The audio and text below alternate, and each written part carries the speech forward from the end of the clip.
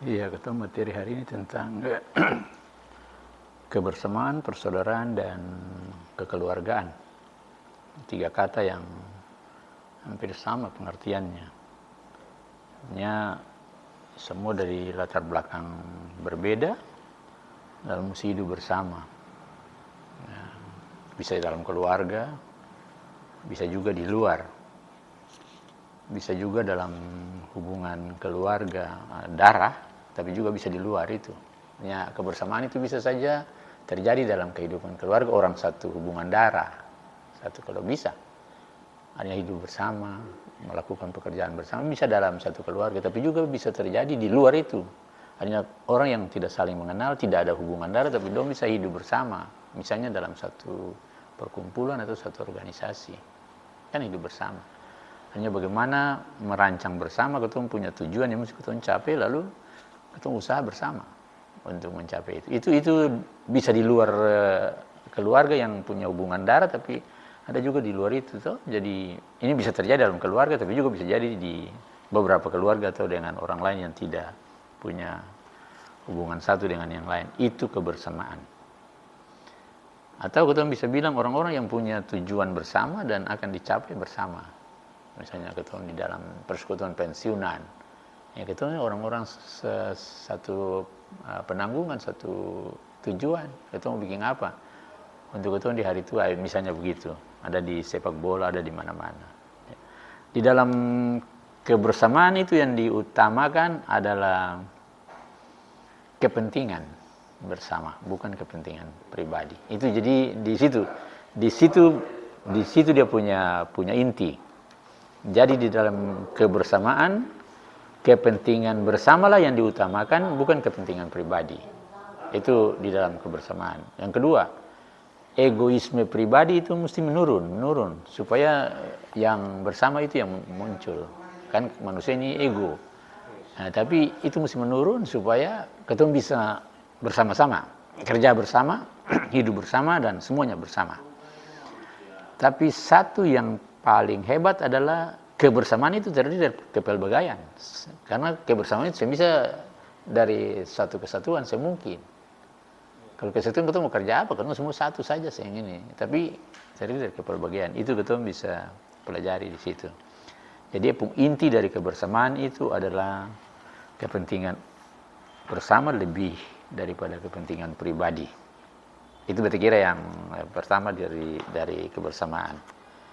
Sama juga dengan persaudaraan. Persaudaraan bisa terjadi dalam keluarga berdasarkan hubungan darah, tapi juga di luar itu bisa terjadi persaudaraan. Misalnya dari pertemanan, dari bagaimana ketemu saling memperhatikan, lalu terbentuk satu persaudaraan. Atau dari perkelahian, bisa saja. Contohnya hubungan Pela ini mulai dari itu. Seperti itu. Atau dari peristiwa-peristiwa alam, misalnya bencana yang pihak satu celaka lalu pihak lain menolong. Lah itu bisa membangun persaudaraan di situ, bisa.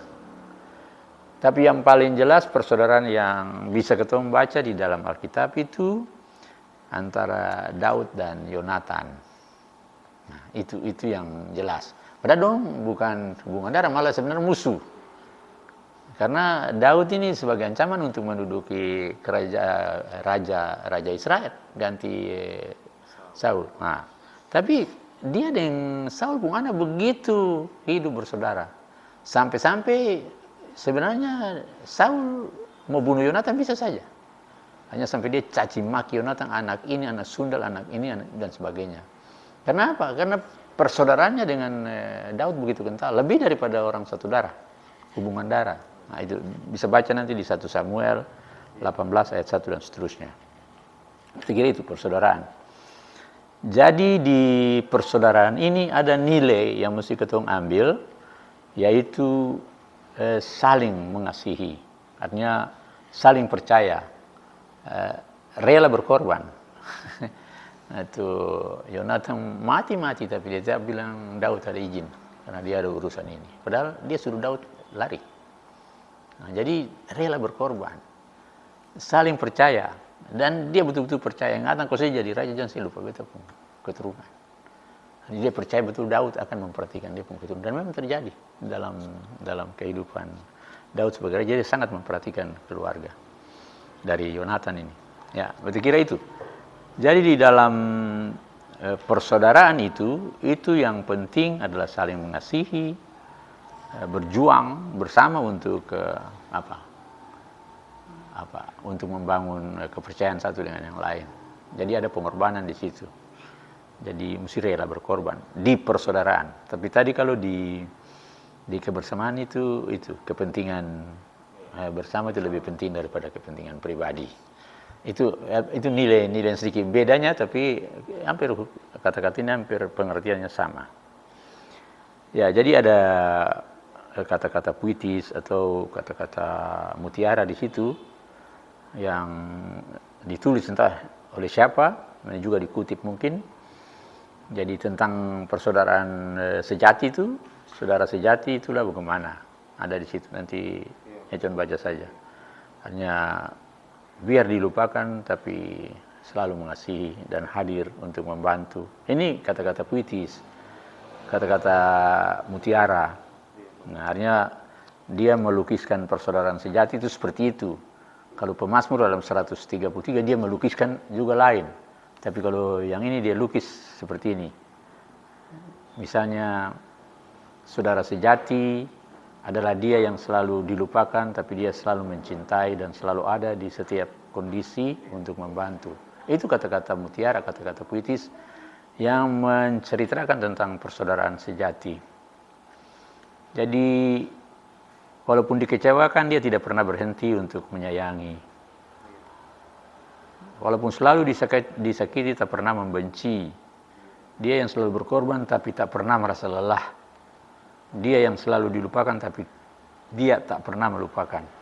Jadi itu persaudaraan yang sejati. Tapi itu susah di mana-mana.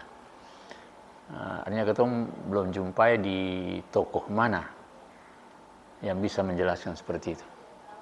Ada memang cerita-cerita yang dibaca juga itu tentang dua orang adik kakak. Yang satu berhasil, yang satu tidak berhasil. Artinya dalam usaha. Adik ini selalu tidak berhasil. Dia hidup pas-pasan, lalu kakak kan berhasil. Dia mewah. Tapi dia bekerja keras, dia berusaha dan dia selalu menasihati dia adik. Tapi adik ini tidak. Dia hidup apa adanya, lalu dia merasa cukup dengan apa yang dia berusaha secukupnya, tapi dia tidak pernah melupakan doa bagi dia pun kakak untuk berhasil dan berhasil di jalan yang benar. Jadi dia selalu berdoa. Dia bilang, Tuhan supaya beta pun kakak ini dia berhasil, tapi dia tetap ada dalam jalan benar. Ya, tiap hari dia berdoa. Lalu suatu saat dia sakit, dia mati, lalu dia pun kakak menyalahkan dia. Dia bilang begini. Usia ini bisa nasihati sih, begini usia yang pernah mendengar. Tapi pada waktu dia buka dalam tangan ada doa yang hampir-hampir sama dengan ini. Dia berdoa untuk dia pun kakak tersentak.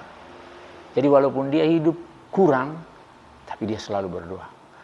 Dia sadar betul bahwa beta hidup lebih, tapi beta tidak pernah menyisihkan sedikit pun untuk dia dalam kesusahan menurut dia.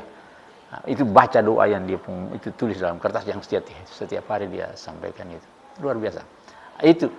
Tapi tokoh persaudaraan sejati ini cuma bisa di Yesus. Selain dari itu, kita bisa dapat di mana-mana.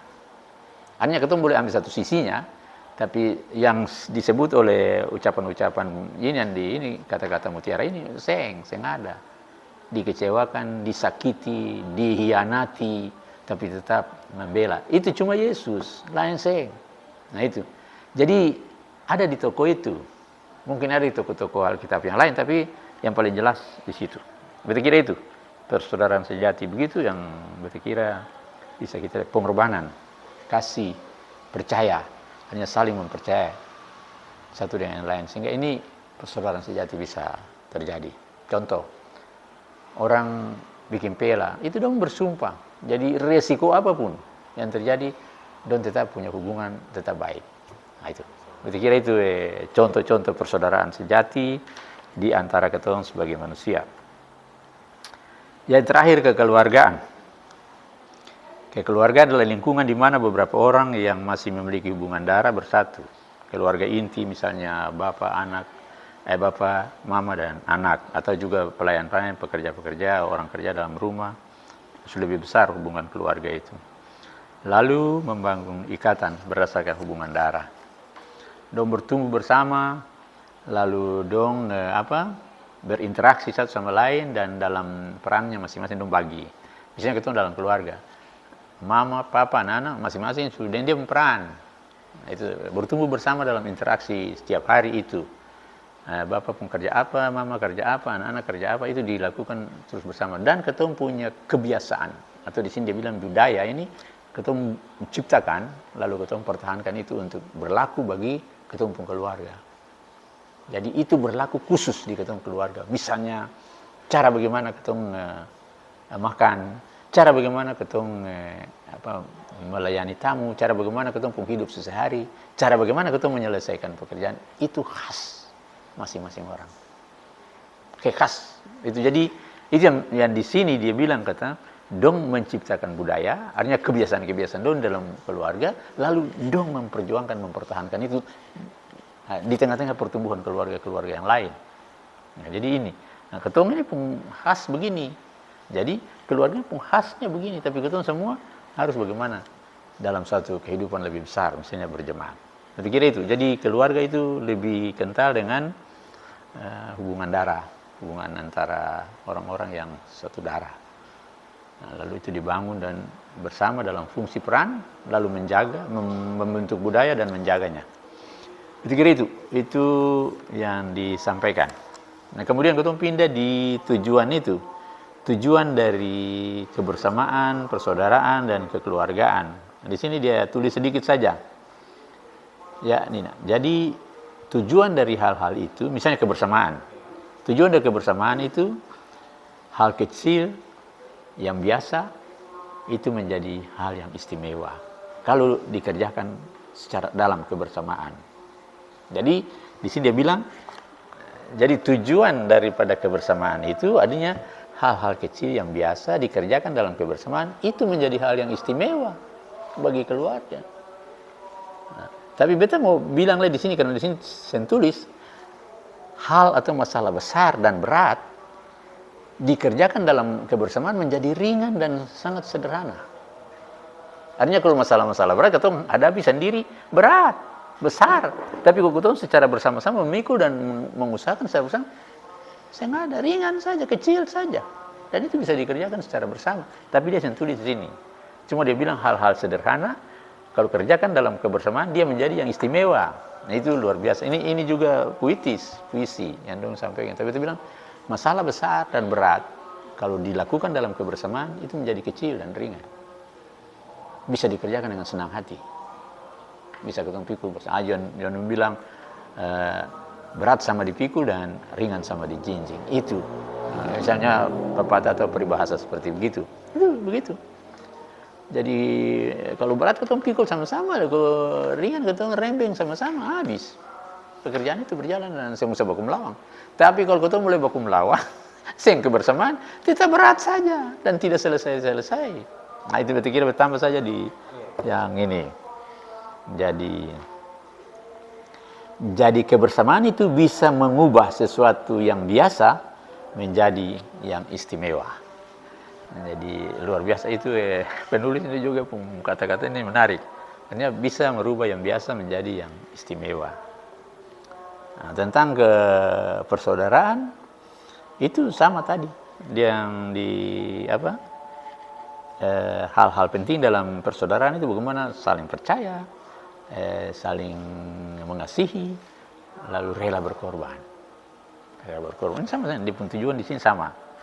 Jadi tujuan dari persaudaraan ialah menumbuhkan rasa saling pengertian, menumbuhkan sikap saling tolong-menolong, menumbuhkan sikap menghargai, dan akan melahirkan rasa persekutuan dan aman.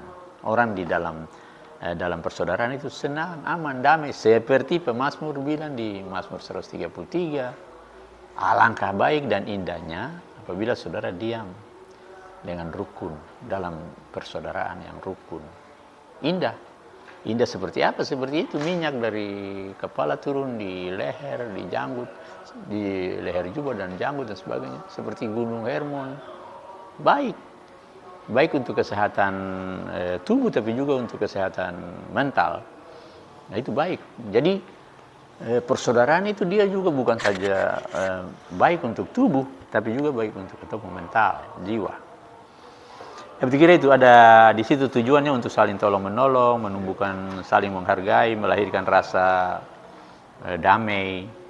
Persekutuan seperti Efesus bilang, peliharalah persekutuan roh. Artinya hidup damai supaya persekutuan yang telah dikerjakan oleh Roh Kudus itu terpelihara, tetap terjaga.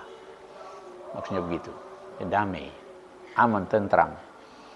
Jadi itu mesti saling tolong menolong dan seterusnya. Itu tujuan. Yang terakhir, tujuan dari keluarga yaitu membangun masyarakat yang kuat.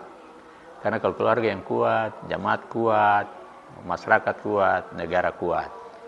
Jadi keluarga adalah basis atau dasar untuk bagaimana kita membangun hubungan antara manusia dan manusia, manusia dan Tuhan, manusia dan alam.